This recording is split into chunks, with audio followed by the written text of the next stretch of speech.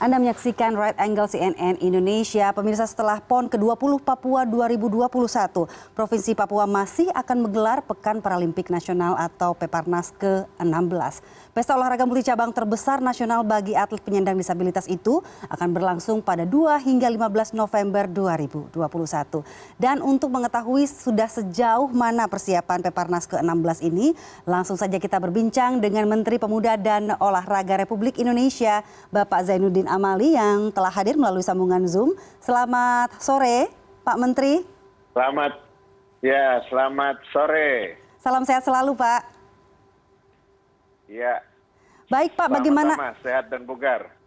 Ya, bagaimana Pak sejauh ini kesiapan penyelenggaraan Peparnas ke-16 di Papua? Ya, kesiapannya tentu sudah dilakukan oleh panitia besar Peparnas yang sudah terbentuk, dan Peparnas ini kan kelanjutan dari PON 20 Peparnas yang ke-16, sehingga tidak begitu ada hambatan lagi ya. Venue yang akan digunakan adalah venue-venue yang digunakan oleh PON beberapa waktu yang lalu. Kemudian Peparnas ini hanya dilakukan di Kabupaten dan Kota Jayapura. Jadi tidak Mimika tidak, kemudian Merauke juga tidak. Sehingga lebih memudahkan untuk koordinasi. Selanjutnya juga pesertanya lebih sedikit ya daripada yang PON yang lalu. Kemudian cabang olahraga yang dipertandingkan juga tidak sebanyak waktu PON. Cuma memang karena ini pesertanya adalah atlet-atlet disabilitas, sehingga butuh tempat-tempat yang ramah difabel. Nah, itu yang nanti akan digunakan, dan panitia sudah siap. Dan kesuksesan PON pada 20 yang lalu itu mengilhami panitia besar Peparnas supaya mereka bisa sukses seperti pada saat penyelenggaraan PON yang lalu. Itu kira-kira ininya, sehingga mudah-mudahan tidak akan banyak ya hambatan untuk pelaksanaan Peparnas ini. Bagaimana dengan antisipasi penyelenggaraan Peparnas, Pak, dalam menekan penyebaran COVID-19? Ya, memang ini menjadi konsen pemerintah ya, karena kan kita tahu bahwa kita menyelenggarakan satu kegiatan multi-event nasional, khususnya untuk Paralimpik di tengah-tengah pandemi COVID yang masih melanda negeri ini ya. Nah, tentu pengalaman pada saat penanganan PON yang lalu untuk COVID-nya menjadi juga pelajaran, pengalaman, dan sekaligus menjadi masukan buat panitia Peparnas, mana yang menjadi hal-hal yang menimbulkan adanya COVID itu yang akan diberi perhatian. Nah, yang pada saat yang lalu pada saat PON ya, memang para peserta, atlet, pelatih itu ditempatkan di penginapan, di tempat di wisma-wisma atlet dan lain sebagainya. Nah, ini pada saat Peparnas karena memang pesertanya tidak banyak, maka mereka ditempatkan di hotel semuanya untuk atlet. Nah, kemudian untuk pelatih dan tenaga pendamping itu baru ditempatkan di wisma atlet, karena mereka kan tidak butuhkan hal-hal yang khusus. Misalnya kalau untuk atlet itu kan, misalnya atlet yang menggunakan kursi roda, kan dia butuh untuk tempat yang memungkinkan kursinya itu bisa naik, begitu. Jadi mudah-mudahan dengan ditempatkannya semua di hotel dan mereka tidak sebanyak yang waktu PON, penularan COVID-nya itu bisa lebih dihindari ya. Nah, PON itu kan yang terkena itu atlet, pelatih, itu rata-rata kemudian panitia. Jadi mudah-mudahan ini menjadi catatan penting dan pemerintah memberi perhatian khusus terhadap hal-hal yang seperti itu.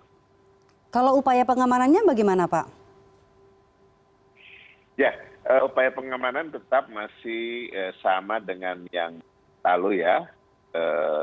Jadi tanggung jawab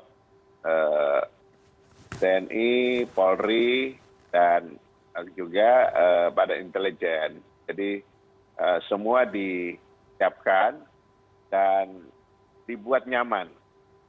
Kalau untuk keamanan ini saya sekali lagi mengulangi lagi dan menyampaikan kepada seluruh yang menyaksikan siaran ini bahwa apa yang kita khawatirkan, kita takut sebelum-sebelumnya ternyata itu tidak terbukti. Saya ini hampir 20 hari berkantor di Papua selama PON dan aman-aman aja. Saya nggak ada kesana kemari, nggak perlu ada pengawalan yang sangat ketat dan sebagainya. Saya biasa, bahkan kadang saya jalan sendiri juga, nggak ada masalah. Nah, mudah-mudahan itu juga akan suasana seperti itu akan terjadi pada saat Peparnas ini, sehingga suasana aman, nyaman, dan atlet bisa bertanding dengan enak tanpa ada ketakutan, kekhawatiran yang berlebihan, dan semuanya bisa lancar. Jadi saya percaya pihak Polri, TNI, dan Badan Intelijen kita sudah bekerja dengan sebaik-baiknya. Mereka bisa mengamankan PON, saya yakin pasti juga bisa mengamankan Peparnas ini. Ya memang itu yang kita semua harapkan ya Pak ya, para atlet bisa dengan nyaman dan sehingga mereka bisa melakukan kegiatan dengan aman dan nyaman. Dan Pak, berkaca dengan penyelenggaraan PON, apa yang harus digarisbawahi dari Kemenpora dalam kaitannya dengan koordinasi antara pemerintah pusat dengan pemerintah daerah, Pak Menteri? Ya, mengurus orang banyak tentu tidak gampang ya, sehingga itu menjadi kunci. Ya, kunci untuk kesuksesan setiap kegiatan yang dilakukan. Nah, yang lalu koordinasi itu sudah berjalan baik ya. Di awalnya masih belum lancar, tetapi begitu mendekat, begitu sampai dengan pada saat sudah mau penyelenggaraan, semuanya bergerak, semuanya terkoordinasi dengan baik. Nah, untuk Peparnas ini tentu yang menjadi catatan pada saat PON, pelayanan terhadap peserta itu tentu harus dipertahankan dan kalau bisa ditingkatkan, karena ini mereka butuh lebih dari kita melayani atlet-atlet yang ikut di PON. Nah, itu harus disadari oleh panitia, oleh penyelenggara, oleh LO, oleh siapapun yang mendapat tugas untuk melayani para kontingen. Saya kira itu harus menjadi catatan.